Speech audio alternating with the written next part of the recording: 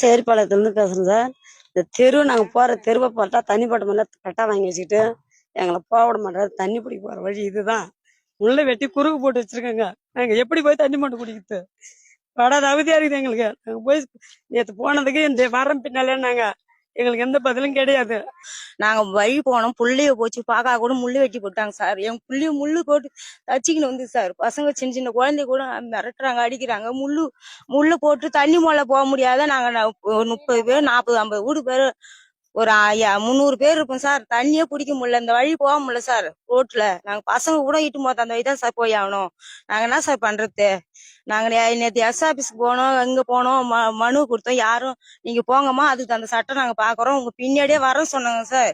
யாரும் வந்தது இல்ல சார். நாங்க போது வரைக்கும் இங்க சாப்பிடா புள்ளையெல்லாம் வச்சுக்கிட்டு இருந்தோம் சார். வீட்டுக்கு கூட போது இங்கே தான் சார் இருந்தோம்.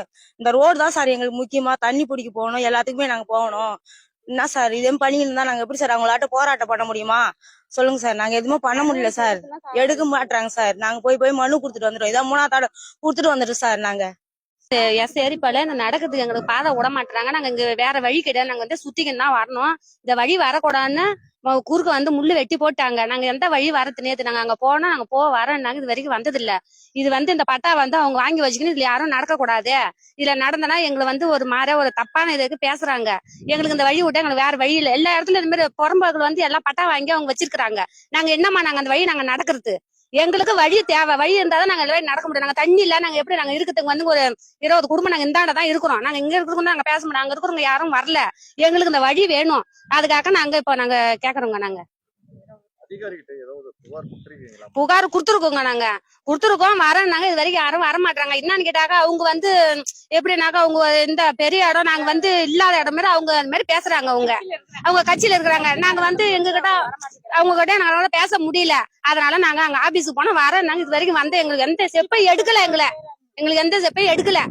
நாங்களும் இதுல 25 வருஷம் கஷ்டப்படுறோம். பட்டா வாங்கி ஒரு 5 வருஷம், ஆமா 5 வருஷம் ஆகுது. பட்டா வாங்கி 5 வருஷம் ஆகுது. நாங்க மறிக்க வரும்போது மறிச்சு கேட்கும் போது எங்க கிட்ட பட்டா இருக்கு பாருங்க அப்படின்னு சொல்றாங்க. அவங்க நாங்க விற்போம், உங்களால என்ன பண்ண முடியும், உங்களால முடிஞ்சா பண்ணிக்கோங்க, என்ன பண்ண முடிஞ்சாலும் பண்ணிக்கோங்க அப்படின்றாங்க அவங்க திமுக கட்சிக்காரங்களாக எங்கிட்ட எங்களால நாங்க சாதுவான மனுஷாலும் எங்களால மோத முடியல. நாங்களும் எவ்வளவு முயற்சி பண்ணி பார்த்துட்டு பேசி பார்த்துட்டு எல்லாம் சொல்லி கேட்டு பார்த்துட்டு நாங்களும் கறந்தா போகணும் விட்டுட்டோம்.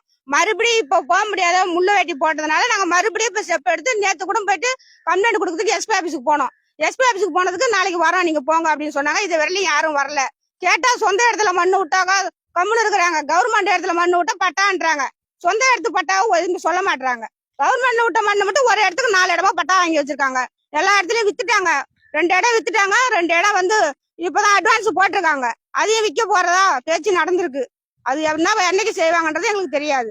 நாங்க எங்க விவசாய வேலை செய்யறோங்க. நாங்க களவேட்டை ஓடிடுவோம், எங்கேயாவது கொல்லி வேலைக்கு போயிடுவோம். அந்த நேரத்துல என்ன நடக்குன்னு நாங்க பார்த்துலாம் இருக்க முடியும். இதுக்கு விஓ, தாசில்தார், மணியகார, ஆரிய இவங்களாம் தான் சாட்சி. இவங்களுக்கு தெரியாது எதுவும் நடக்கல. இது யாரு கேப்பா? நீங்க தான் கேட்கணும்.